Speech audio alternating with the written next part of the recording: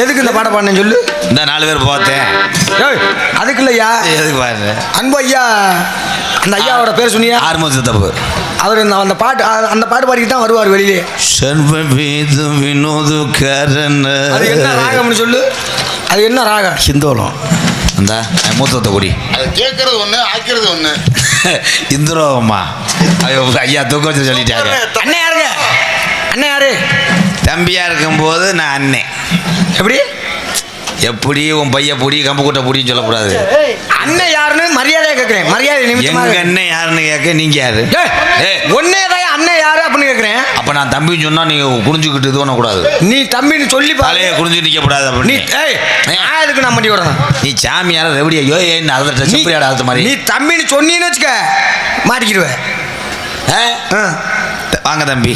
தம்பியா? அண்ணன் யாரு அப்படின்னாக்க